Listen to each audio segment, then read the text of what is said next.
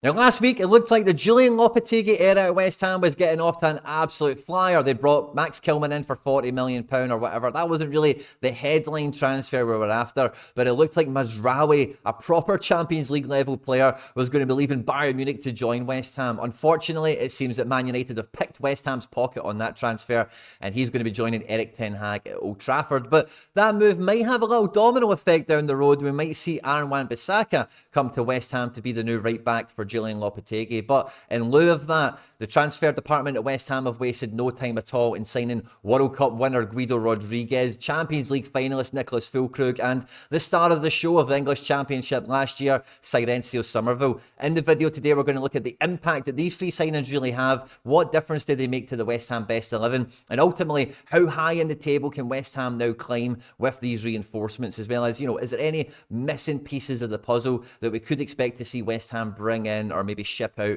throughout the remainder of this window. At any point in the video today, if you do laugh, you learn, you like something or whatever, please do like and subscribe to the channel for more content like this as we cover all the crazy transfers throughout the craziest transfer window I think we've ever had as we prepare for one of the biggest seasons of European football ever. And get into the comment section on this one and let me know, out of the three signings we're previewing today, maybe 3.5 if you include Aaron Wan-Bissaka, who do you think is going to make the biggest impact on West Ham's season? I'll be really excited to catch the comment section on this one, guys. And yeah, let's just get stuck straight into it.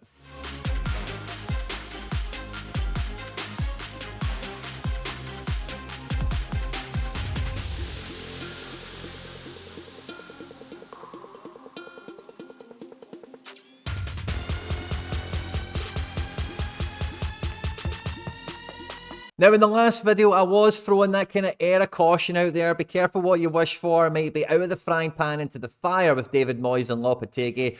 But as we've watched West Ham develop through pre-season, I don't think we've got a clear answer yet. There's not a clear signposting for how Lopetegui is actually going to line the West Ham team up. And I do think some of these signings do point to what we're going to end up seeing eventually. And like I suspected in the last video, guys, I think we might be looking at a bit of the 5-3-2s being a real mainstay formation for West Ham this year. This is the team they played against Crystal Palace in a pre-season friendly on the 4th of August, which at point of recording was last night. And I do think that this point of pre-season is where you're starting to get the reps, the repetitions in for the starting 11, for the best 11, as often as you can, in the shape and the route to goal, the passages of play that you're looking to replicate in the season proper. And I do think that this is a really telling shape, a really telling formation. And when we look at the substitutes and how they actually panned out, it looks to be that Lopetegui's maybe going to start out with this more defensive system and look to open the game up depending on how the goals actually fall, how the game state actually develops.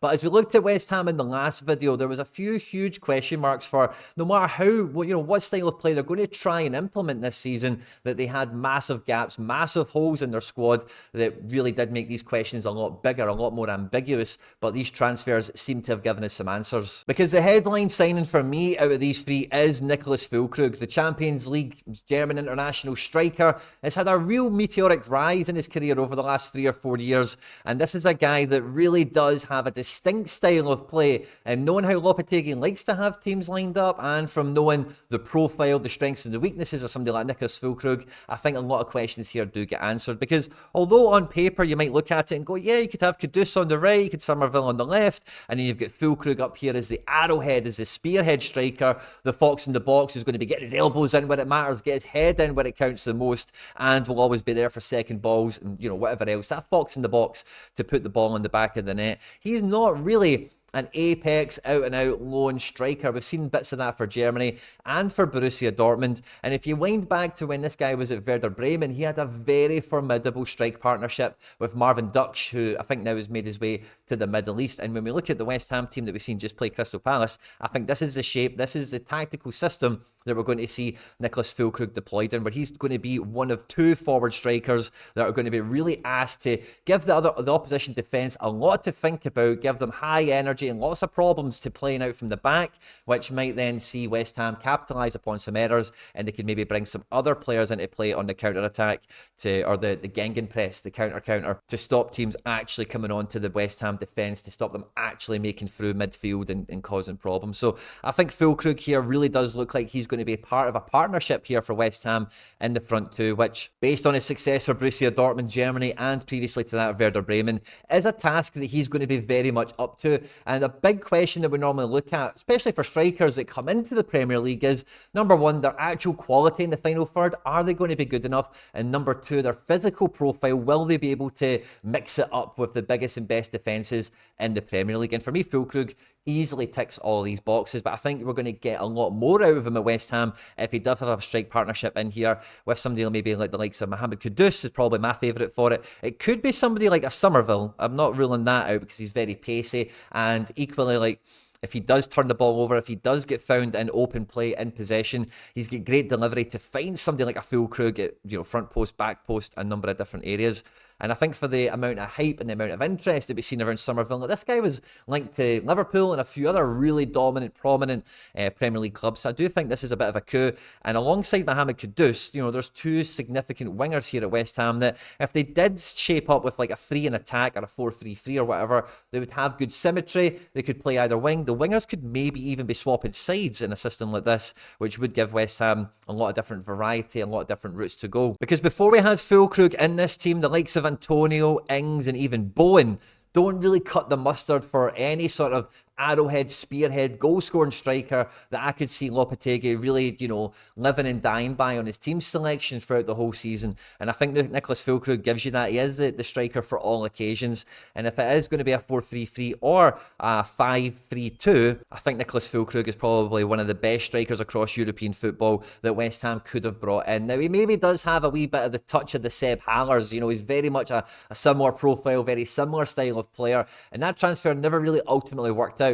But it does feel that Füllkrug a lot further down his career than what Haller was when he came in to West Ham. Haller had signed from Frankfurt, and he'd had a good year before coming to West Ham, but Füllkrug has had a number of good years under his belt at this point, and it feels like he's here for his big Premier League paycheck, of course, but he wants to see himself on the biggest stage and really test himself, because he could have went to Saudi Arabia, he could have stayed in Germany, and it does feel that he wants to come to West Ham to be the main man, to be the talisman that really does fire them back up the table. So I think Füllkrug is by far and away the most significant, the most important transfer that we're going to see here, and it probably will signal the likes of somebody like Mohamed Kudus, Jared Bowen being a strike partner up here. But then that does point to a very interesting situation in midfield, because we've got Big Tam, we've got Alvarez. Paqueta has been given authorization. West Ham have got the ability to list him in the Premier League team despite all the betting stuff that's going on, and we might actually even see Paqueta stay at West Ham in this window. And I think with the signing of Guido Rodriguez, having Alvarez in here, Big Tam and James Ward-Prowse,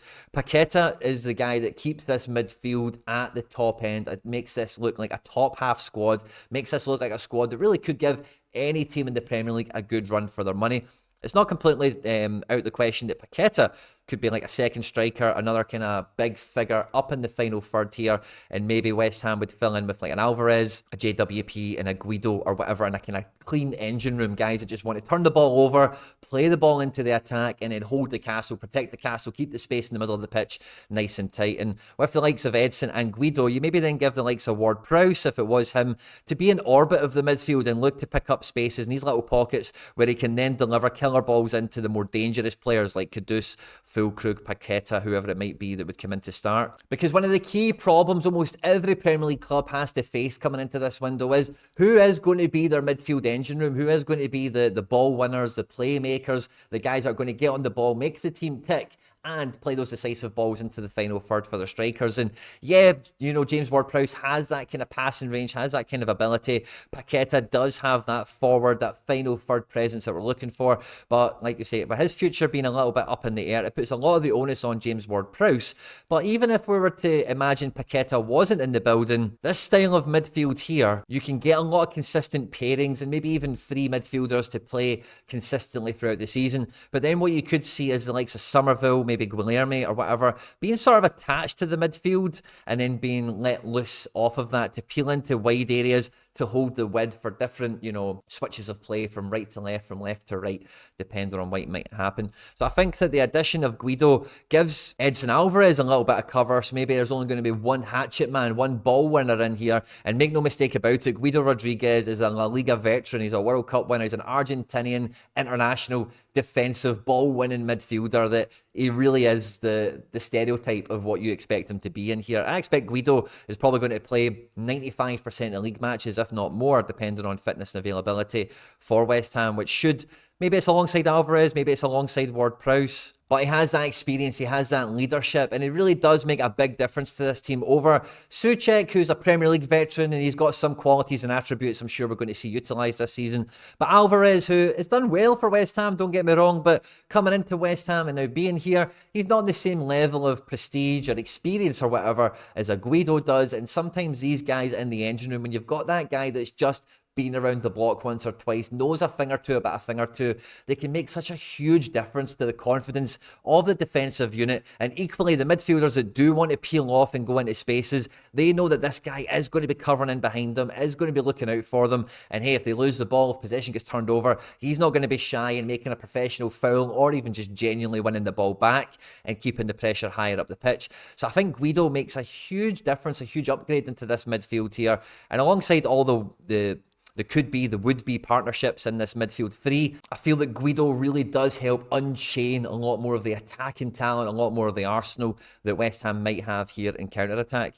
Now, I've got this sitting here as a bit of a back four, and as a loose kind of shape that we left West Ham with, maybe it's going to be a 4-3-3, because I thought Lopetegui, with the hype and the pressure of replacing Moyes and the whole thing that goes around it, he might try and play a little bit more attacking. But like we've seen against Crystal Palace, for me, I think that's a real writing-on-the-wall situation that we're more than likely going to see West Ham adopt a bit more of a back five system where their fullbacks are going to be the players giving them the width. And depending on the personnel that they actually bring in here, it might not always be a fullback like an Emerson or a Cresswell in at left back, left wing back, left mid or whatever, but it could be somebody like a Summerville. And if we're allowing Summerville to have the width and be the attacking, wide player up here to really hug the line all the way up and down the pitch, then a right back like Aaron Wan-Bissaka makes a lot of sense, because then this back five can just rotate in to being a bit more of a back four, allow the width to come up here, and if you have like a Füllkrug and a Kudus up here making it busy for a back three or a back four or whatever, then you've got a really good engine room in here to shield the defence as well as have playmakers come off of it. And you need to have one player that's going to hold the width if you've got a narrow shape here.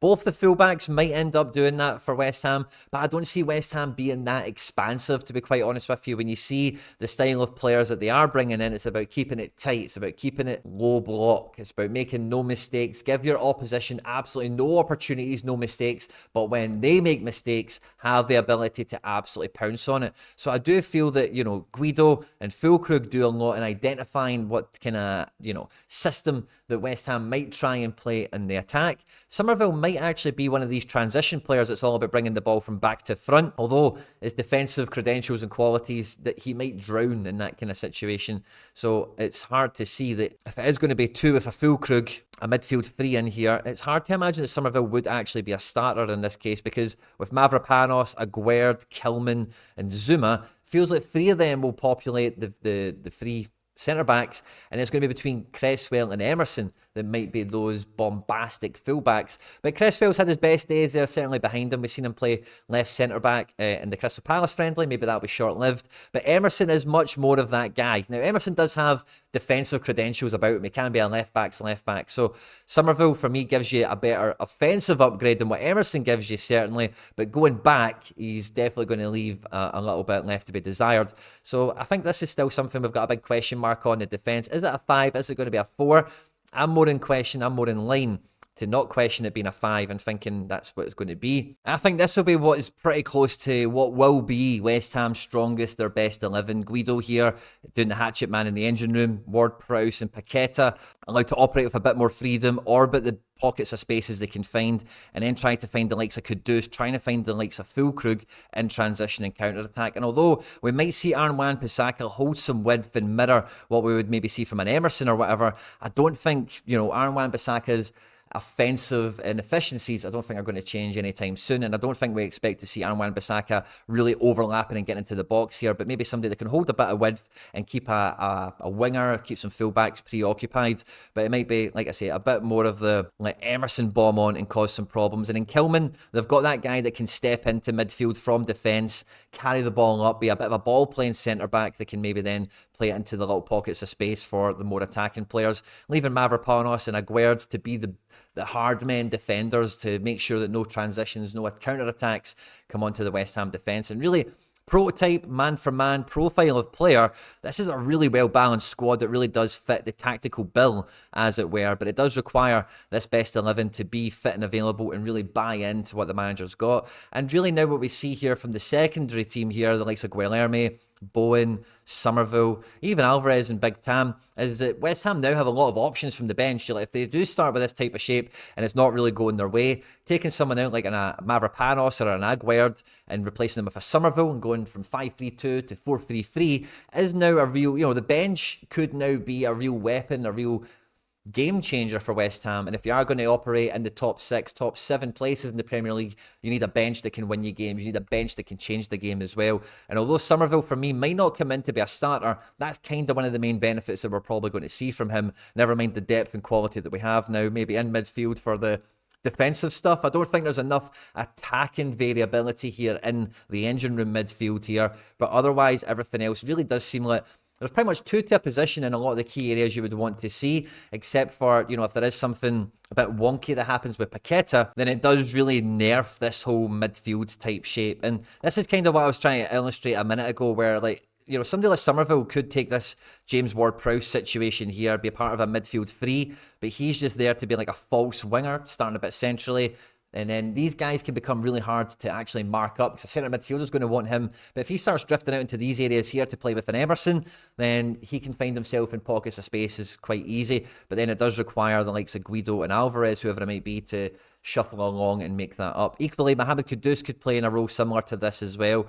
So, there is still some options if Paqueta isn't around, but it does feel that kind of talisman is still the only thing that West Ham are really missing, really reliant upon Paqueta to be. And if he isn't going to be there, this is probably one of the only parts of the West Ham transfer window I think they've got left to do. And really, sitting back and zooming out and looking at this team, this is a team that is going to be in the top half of the league for me. There's almost no question about that. As long as Lopetegui can match up to the billing, match up to the reputation that he's brought into this job here of being defensively sound, playing good, smart football and been able to use the qualities of the team that he's got to the best of his ability, I don't think there's much going to get in West Ham's way here. Maybe it'll just be themselves because, like I said in the last video, West Ham is always the centre of some sort of drama from transfer windows, managers, stadiums, the board, and kind of everything else in between. And, if you were just to look at the players on the pitch here, it does signal it could be a really good year for West Ham, and it is maybe just a question of how did they get in their own way at this point. But it just goes to show you how quickly things can change, because it wasn't too long ago in this transfer window, West Ham kind of felt dead in the water. Nothing was really happening,